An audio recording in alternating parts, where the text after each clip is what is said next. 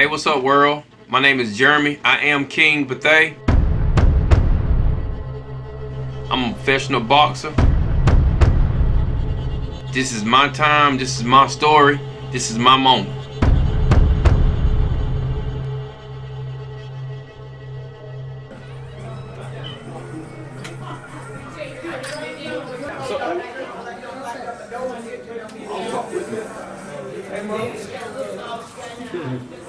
Everybody that's still in Cowboy. Everybody. You too, mama. Oh, man. Cowboy.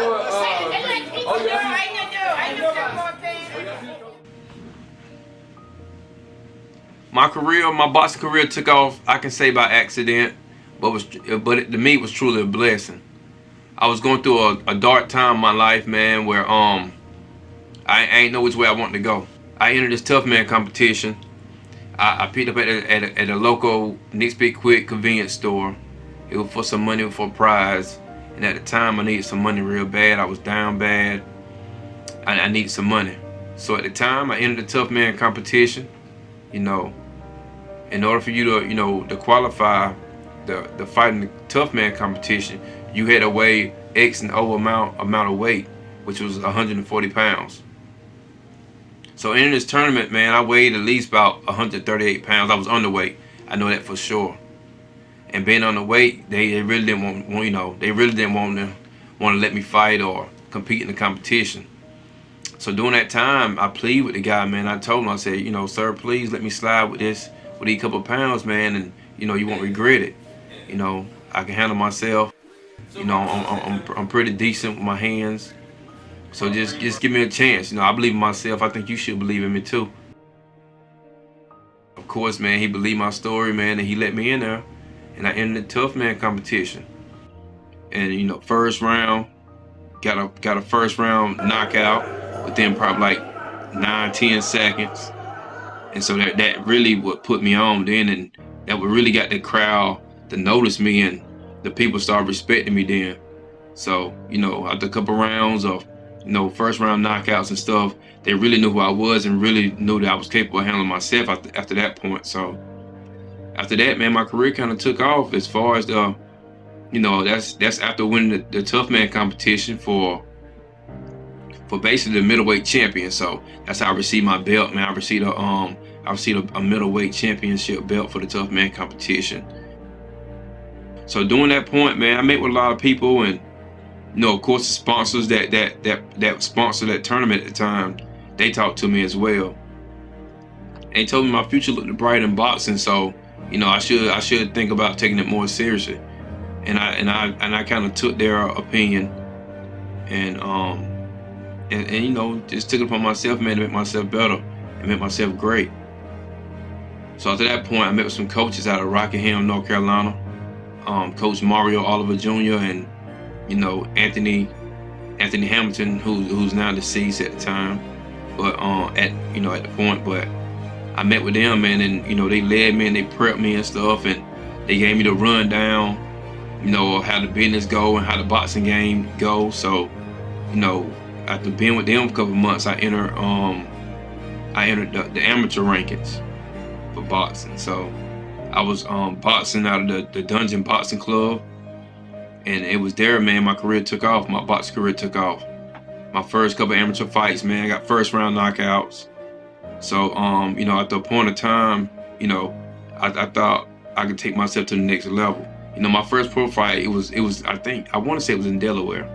And the guy, man, he was a top prospect out of Delaware. So me coming from Lawrenceburg, North Carolina, I really didn't know too much, during the time of about boxing.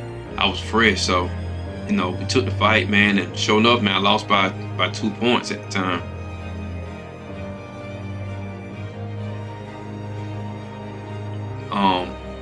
To me, man, it was an eye opener.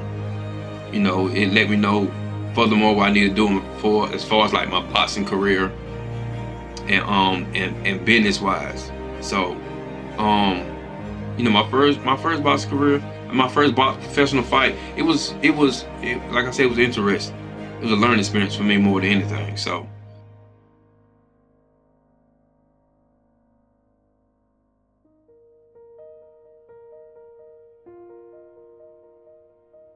I got Andre Baker out of Lumberton, North Carolina, who give me pointers also. Spent a lot of time with him and his brother as well. You know, Tony Baker, Antonio Baker, who's now, you know, deceased, you know what I'm saying? And, you know, great fighter, man. Good friend, you know, learned a lot from him. You know, he showed me a lot, taught me a lot, man. And, you know, just a good dude all around, period.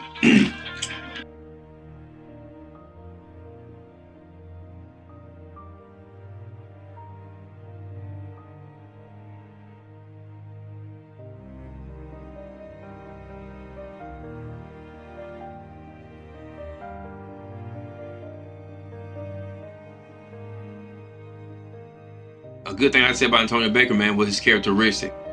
You know, always, no matter what, man, if you feeling down, you know, no matter what, he's always smiling, man. He uplift your spirit, you know. I never had a dull day. I can say I never had a dull day in the gym with Antonio Baker. I can honestly say that, man, you know. And not just me, just everybody else around him. You know what I'm saying? You might have a bad day, man. He coming in there full of life, always.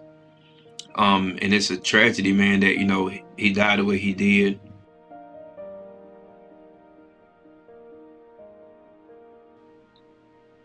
I can say some of the things that hindered me back from my boxing career. I can say the negative stuff. I can say that I was indicted by the feds at once upon a time in my boxing career. You know, at the peak of my boxing career at that. So I'm mistaken identity. That's basically what what they called it. So that held my boxing career back, man, for like 12 to 24 months.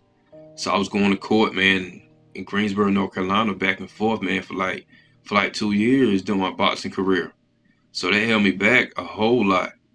You know, got a mistrial. So, you know, that's the part you really don't hear nothing about, you know. And another blow I dealt with, you know, during my boxing career, man, that I still deal with till this day. I gotta say, you know, the death of my mom. You know, she died from cancer back in 2014. You know, she was one of my greatest inspiration when it came to boxing. She was always there. She was there for during my tough man tournament. She was there for my amateur fights. You know, she was there for my pro fights. You know, so I can say, man, you know, that prolonged my boxing career as well. You know, I had to step back, man, and get my mind right. You know, and still doing it to this day. You know, it's a slow process, man. It's something that I think that, you know, not only me, but I don't think nobody will ever get over. My first professional home fight was in Charlotte, North Carolina. I gotta say, man, I was very pleased, man, and you know, I felt very good, man, knowing that I come from a small town, Lawrenceburg, North Carolina, where they don't expect for you to make it. They don't expect for you to do nothing positive. You know, it's either gang related or, you know, drugs or, you know, murders. You know, but I want to get back to the basics, man, where, you know, my community, man, they came out to support. They supported me. You know, friends, family, schoolmates. You know, people that knew me all around. They came out. They supported, man, and you know, I thank them. I support, and you know, I thank them. I thank them a whole lot. You know what I'm saying, for the support, and I definitely didn't prove them wrong. You know, got a first round TKO, and he tell them that, you know, this is for y'all, this is for Laurinburg. I met a lot of people. I can say that I met a lot of people during, you know, my boxing era, during my boxing career. I met the Hall of Fame coach, Don Turner. You know, worked with him. I worked with Joe Frazier. You know, I had a fight in Philadelphia at the time, man. And, you know, my coach, Anthony Hamilton at the time, he was telling me that he forever knew Joe Frazier. So I'm like, you know, coach, you don't know how you know Joe Frazier? He said, I'm from Philly. I said, I don't mean you know Joe Frazier. You know, he said, I know Joe. I used to box with Joe. Joe, you know. I said, all right, coach. You know, I brushed it off, man, because I really didn't believe him. So showing enough, man, I had a fight in Philadelphia. Coach went with me. Coach Anthony Hamilton went with me, along with another fight out of my gym. He went along too. So I had a fight in Philadelphia, man, at the time, and sure enough, we go up here to Philly and we go to this gym. So it's old gym, man. Still got the old smell, got the wooden floors, got the old couch, got the lockers. So I'm like, dang, it's an old gym. So out the blue, man, out comes his son, Marvis Frazier. So I'm like, dang, that's Marvis Frazier. Shake his hand, we greet. We talked for a little bit, man, and he asked Coach Hamilton, hey, you got a fighter, huh?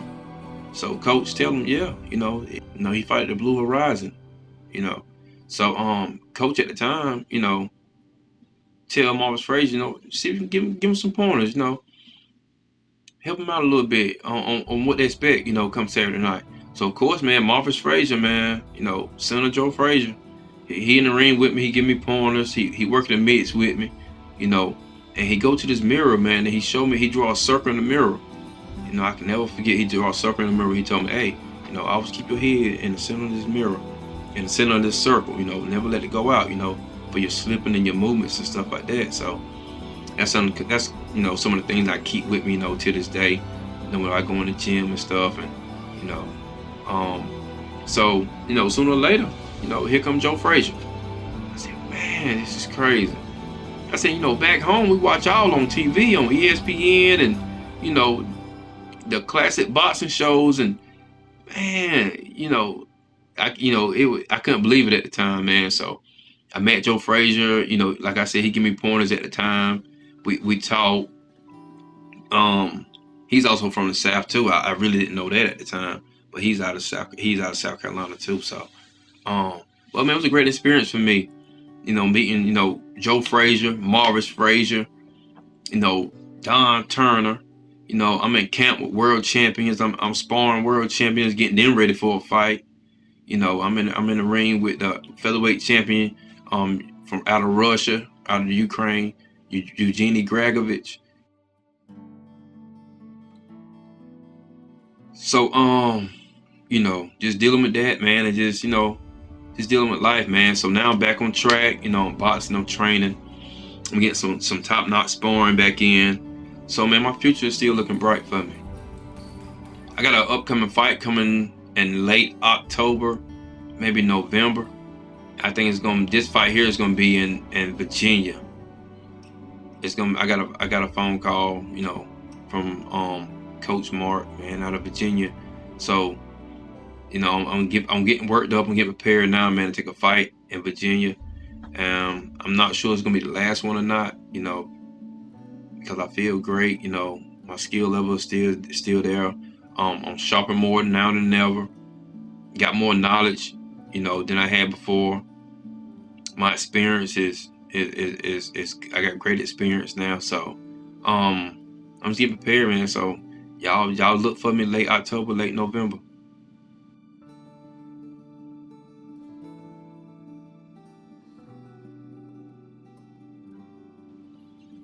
If I had a message to to give to the youth, man, to the younger ones and the ones that's coming behind me, man, is that you gotta stay focused, and that's whatever you do, it could be soccer, baseball. You gotta stay focused, man. You gotta stay dedicated to your craft, no time off, and basically, man, just watch who you hang around with mostly. You're a miracle looking for a place to happen. You have got all kinds of things locked up inside of you that are about to come forth for such a time as this. The time is right. The stage is set. The conditions are in order, and something awesome is about to happen in your life. Don't let anybody tell you you're too young. Don't let anybody tell you you're too old. Don't let anybody tell you you're fitted. Every day you wake up in the morning, it's a sign the best is yet to come. This is my moment, and I am determined to live it. The mind is the battleground. The fight is in your mind. Are you ready for the next level?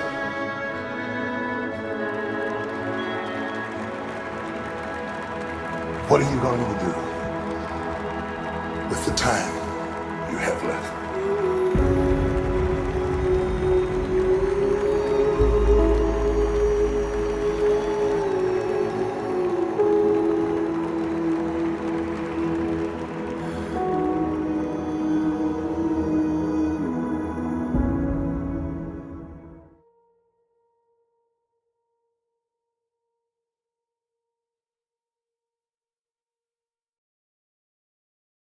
Hey guys, this is Jeremy. I am King Bethea. Y'all heard my story. Y'all heard the truth. You know, I am the black rose that grew from the cracks of the concrete. Despite my thorns or how weary I may look, you know, I made up out of there, man. And you know, this is my story, man. Y'all keep up with me. Stay tuned. Awesome. Yeah.